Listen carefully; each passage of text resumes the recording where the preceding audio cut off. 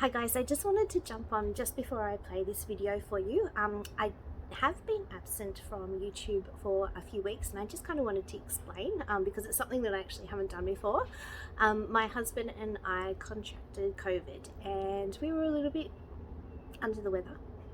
So I did have a couple of weeks just to sort of make sure that I was completely well and truly over it before I got back into filming. And I do have some videos that I had that I just had to edit them, and this is one of them. I just had to edit and publish, but I was a little bit crook, so I didn't get around to it, and I just wanted to take the time to say I'm sorry I've been absent, but I'm back now. I took the extra time to make sure that I'm feeling really good, and I'm ready to get back into so many more projects. So they'll be uploaded in the next couple of days, but enjoy this video. Hi guys, and welcome back to At Home with Elisa. Today we are all doing a little bit of a working bee here. We have some garden beds around our tiny homes that have been a little bit neglected. They flooded out, a lot of the plants died, but all the mulch went everywhere and the grass has come through it, so we really need to redo them. So I'll just show you what they look like now, and then I can show you what we look like after. So we've planted a Morea hedge around the base of the tiny homes. They grow to about 1.5 meters, which should really fill in a lot of the ugliness that you can see underneath here. It'll hide a lot of that, and it'll go about halfway up to this window here. So it should look quite nice when they actually do grow in. They've had a little bit of a hard life, obviously, with all the weather we've been having. But the Moreas also protect against mosquitoes. Our youngest is highly allergic to mosquitoes, so that's the reason why we also wanted to plant these ones here. You can see a grey pipe going through. That's actually a grey water system. So our tiny homes run on grey water systems, so any excess water that we have that comes out runs around and waters our gardens, which is a great way to use water. Usually we're obviously in drought times. At the moment we're not, but usually we're in drought. So my plan for today is that lattice that you've got back there, that actually just protects, we've got a small dog at this house, and it actually protects the dog from getting out. So we want to spray that black because it's starting to mold. It was put in and it's starting to mold out, so we want to spray it black so you can't see it anymore. We will be redoing the houses. We're painting them very shortly, but one thing at a time. So I want to try and stop some of these weeds that are growing in between. We've got grass, kikuyu in particular, and weeds. I can see some clover as well, so we want to get rid of those. And then we've got the air conditioner, and just here is a prime example of a native plant that has died yet again. So we just want to really tidy it up. This is one of the first things that you see when you actually come into our property. I'll just scoot back a bit. It's obviously a little bit of a work in progress situation, but we planted, obviously this here is a Pitostrum silversheen. It will grow really tall, which will be nice and screen out the property, because the backs of the homes are really ugly.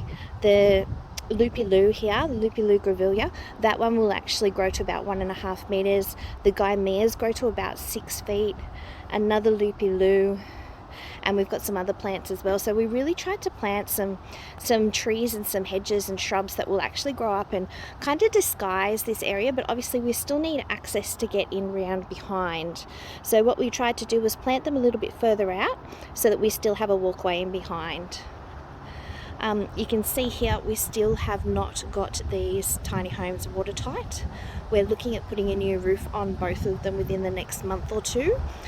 This was just up, we had a really bad weather event. I'm not sure if you saw my previous videos, but we had a bad weather event about a week ago, and I know that we're getting a lot more rain this week as well. So just trying to keep them dry in the meantime, because we cannot work out where the leaks are coming from for the life of us. So that's the area that we're working on today, and I'll show you the supplies that we've just received. So here we have, this is 16 cubic meters, I think they said. I'm sorry, it's really windy today, I do apologise. 16 cubic meters of mulch, which is a huge amount of mulch for us. The property next door, I'll just span over so you can see. The property next door actually they're hoping to start building very soon. So they cleared out a lot of their trees just over sort of in this area. You can see where all the dirt's been uncovered. It was nice grass, but with all the crazy weather we've been having, it's just dirt and the trucks and everything. So we spoke to the wood chippers, and they gave us this huge amount of mulch. which I'm hoping to use in landscaping and also in my cutting garden. So fantastic. And it's local. It was so sad watching those trees fall. I understand why it has to happen, but it was sad. And then over here, this here is beautiful. So this is sandstone. We recently had a large delivery delivered and it is just gorgeous. I love the gold. I know a lot of people don't like the gold. You can get it in white as well. I love the gold. It reminds me of a lot of the buildings in Sydney City itself. I think they're just beautiful. So we love the gold. It's a heritage kind of rock and it is something that we'd like to use quite a bit around our property. These ones, I'll just put my foot on it so you can see. Oh, look at my crazy hair blowing in the wind. These ones here are huge. So my husband's he's got a machine and he's looking to jackhammer them down into something like a little bit more like this size that obviously I will be able to pick up then and move. So he works during the week. I work from home. But at least if I have spare time, I can start working on garden beds while he's at work, but I can't jackhammer. So he's hoping to get some of those done today. So that's our goal for today, to maybe get close to finishing off one of the tiny homes, just the gardens around it. We do have obviously some that we need to take out. Some of the plants are dead, and I know there's a lot of weeds that need to be pulled. We're looking at lining the gardens. We have some relatives that actually collect a lot of newspaper for us, so we're looking at lining all of the ground with newspaper, just in an effort to try and stop some of the weeds coming back again. When we first moved here, we thought that the weeds wouldn't get through the heavy mulch that we put down, and clearly they have. So something that we need to work on, you know, moving from residential to rural, you're still learning new things all the time. We definitely learned this time to actually have the mulch dropped on a tarp instead of just having it dropped on the lawn, because last time we did that and we still have some sitting there and it's made little undulations in our lawn, which is not quite good. So we're hoping to fix that up. But today the plan is just to get hopefully one of the garden beds done around one of the tiny homes, if we can get enough rock pieces together that we can move. So hope you enjoy.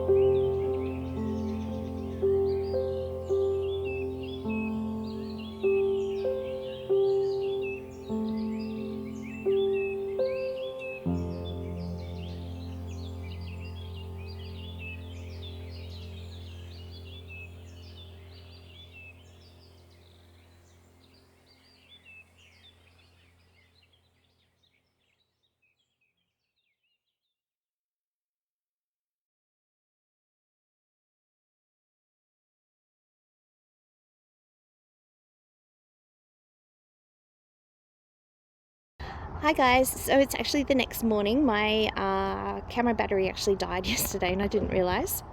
But I just wanted to show you, we didn't finish it all up, but we did finish a majority of it. So you can see those beautiful moraines and that spray painted backing there, which looks lovely, so much better than it did before. And as I did mention, we are looking at painting these homes very shortly. So I just need to get to the hardware shop. But the moraines look lovely. It just makes the plants pop and it gives the garden a lot of definition, which I love. And as I said, I love the gold colour of that sandstone. So it got a little bit cool a little bit later on. It did take us quite a few hours.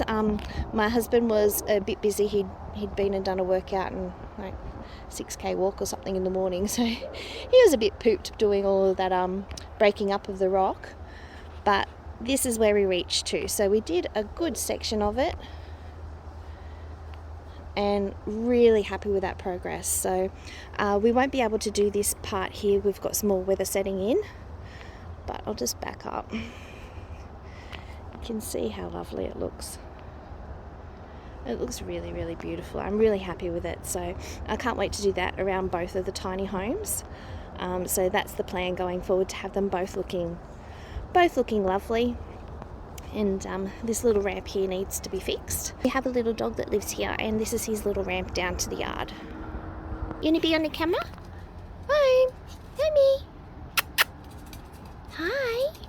So this is Romy, and this is his yard. He's 12. He's a little Pomeranian. He's a 12-year-old Pomeranian. So we're trying to create a little yard so that he can have a yard access for himself to get outside, and our bigger dog Chuck obviously has a lot of room as well. So that's where we finished up to. We do have some plans to really make these tiny homes look quite pretty.